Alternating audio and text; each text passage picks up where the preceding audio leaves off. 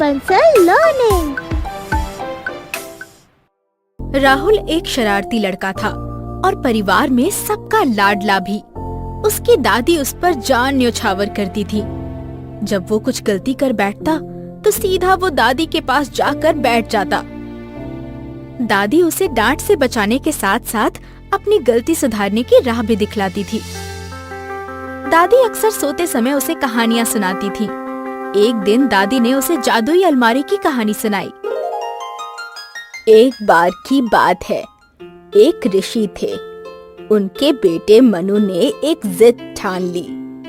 ऋषि के पूछने पर उसने बताया कि उसे कोई ऐसी चीज चाहिए जिससे वो जो चाहे उसे वो मिल जाए। ऋषि को पता था कि उनका बेटा लालची है। अगर मनु को कोई ऐसा खिलौना मिल जाएगा तो वो उसका नाजायज फायदा भी उठा सकता है। ये सोचकर ऋषि परेशान हो गए। इस बारे में उन्होंने अपनी पत्नी से बात की तो उन्होंने एक तरकीब सुझाई। ऋषि ने अपने बेटे के लिए एक अलमारी बनाई। उस अलमारी की ये शर्त थी कि जो वस्तु चाहिए वो उस अलमारी के अंदर से मिल जाएगी, लेकिन उससे पहले उसे अपनी एक प्रिय वस्तु उसमें रखनी पड़ेगी। मनु ये उपहार पाकर तभी दादी का ध्यान राहुल की तरफ जाता है। वो सो चुका होता है। दादी मुस्कुराकर उसके ऊपर चादर डाल देती हैं। अगले दिन राहुल जब खेल रहा था तभी उसके हाथ से गेंद छूटकर तहखाने की सीढ़ियों से होती हुई अंदर चली गई। राहुल भी गेंद के पीछे भागते भागते तहखाने में चला गया। गेंद एक अलमारी के सामने जाकर रुक गई। गेंद उठाकर राहुल जाने ही वाला था कि उसे कहानी वाली अलमारी का ख्याल आया। वो वापस पलटा। उसने सामने पड़ी अलमारी खोलनी चाही, लेकिन अलमारी बहुत समय से बंद होने के कारण खुली नहीं। राहुल ने थोड़ी और ताकत के साथ दोबारा कोशिश की। अलमारी खुल गई। राहुल ने अपनी गेंद उसमें रखकर अलमारी बंद कर दी। फिर अपनी आंख बंद करके सोचते हुए बोला, मुझे मेरा फेवरेट टेस्टी केक चाहिए। राहुल ने दोबारा अलमारी खोली तो अंदर केक रखा हुआ था। ये देखकर राहुल की खुशी का ठिकाना नहीं रहा। उसने फटाफट केक उठाया और खा गया। आहा, मजा आ गया। कुछ समय बाद उसे रिमोट से चलने वाली गाड़ी की इच्छा हुई। उसने अपनी फुटबॉल उठाई जो दादी ने बर्थडे पर उसे गिफ्ट दी थी और तहखाने में पहुंच गया। उसने अलमारी का दरवाजा खोला और फुटबॉल अंदर रख दी। पिछली बार की तरह उसने आंखें बंद की और विश मांगी, मुझे रिमोट से चलने वाली गाड़ी चाहिए। उसने अलमारी खोली। अंदर रिमोट वाली गाड़ी रखी हुई थी। राहुल खुश हो गया। वो रिमोट वाली गाड़ी लेकर ऊपर आ गया और दिन भर घर में इधर उधर रिमोट से गाड़ी दौड़ाता रहा। तभी पापा ऑफिस से घर आ रहे थे। उनके पैर से गाड़ी जाकर टकराई। पापा ने गाड़ी उठा ली और राहुल की ओर देखते हुए पूछा, ये रिमोट वाली गाड़ी तुम्हें किसने खरीद कर दी? ये वो बताओ किसने दी ये गाड़ी? मेरे दोस्त की है। उसने मुझे खेलने के लिए दी है। ठीक है, पर ध्यान रखना टूट ना जाए। कहकर पापा कमरे में चले गए। राहुल फिर से खेलने लग गया। खेल खेल कर वो इस खिलौने से भी बोर हो गया। वो अपने कमरे में गया और सोचने लगा कि अब अपनी कौन सी प्रिय वस्तु रखकर वो अलमारी से क्या मांगेगा। उसने अपना टेडी बेयर उठाया और तहखाने में गया।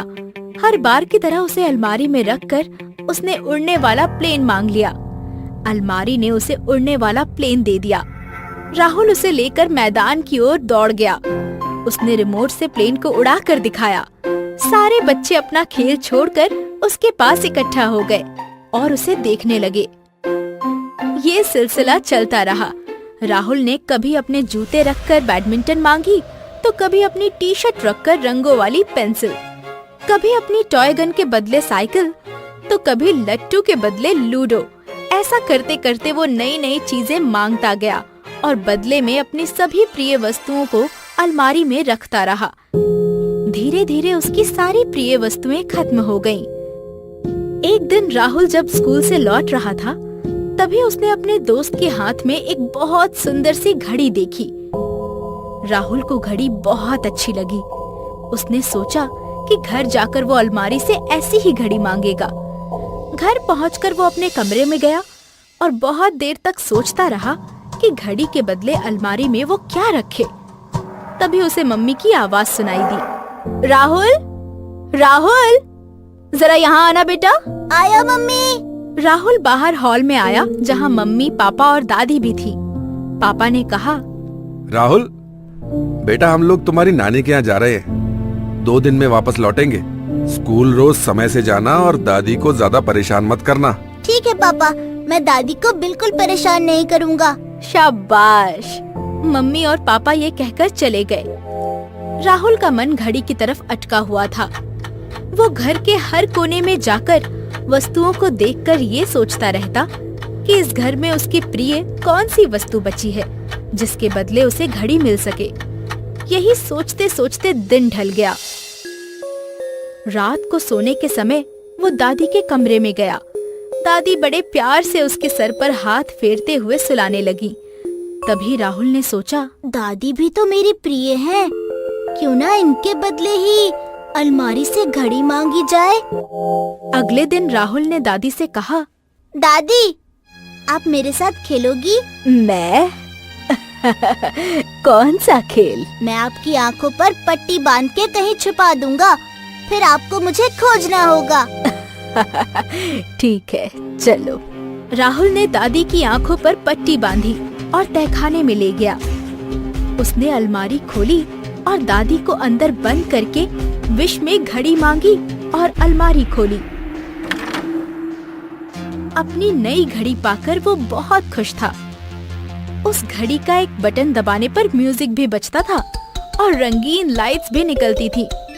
राहुल वही घड़ी पहनकर स्कूल चला गया और अपने दोस्तों को भी दिखाया। स्कूल से घर आने के बाद भी वो घड़ी के साथ ही खेलता रहा। घर में वो अकेला था। अपने खिलौनों में वो इतना बिजी था कि उसे दादी की याद ही नहीं आई। रात को राहुल सोने गया। उसने सोने की कोशिश की लेकिन नींद नहीं आई। उसके आसपास सारे खिलौने पड़े थे लेकिन उसे दादी की याद आ रही थी।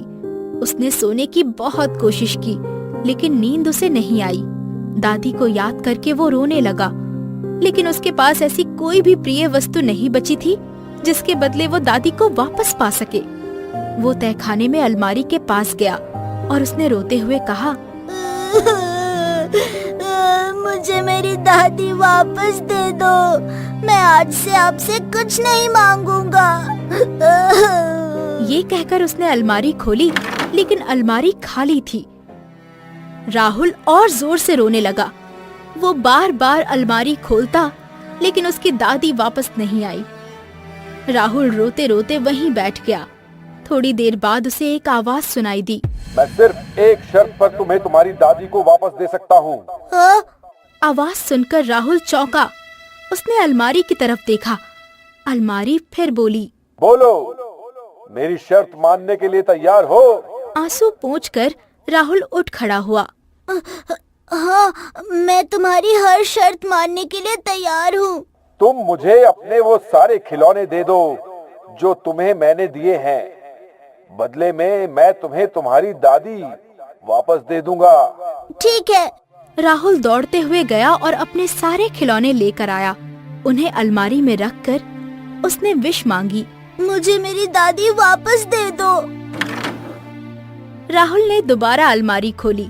दादी निकल के अलमारी से बाहर आई। राहुल दादी से लिपट गया। दादी को इस बारे में कुछ भी नहीं पता था। उन्हें समय का भी पता नहीं चला। दादी ने कहा, अरे बेटा, तुम छिपे नहीं? नहीं दादी, मुझे नहीं खेलना, मुझे सिर्फ आपके साथ रहना है। ठीक है। ये सुनकर दादी मुस्कुराई और राहुल को गले लगा लिया। इस कहानी से हमें ये शिक्षा मिलती है कि लालच एक बुरी बला है।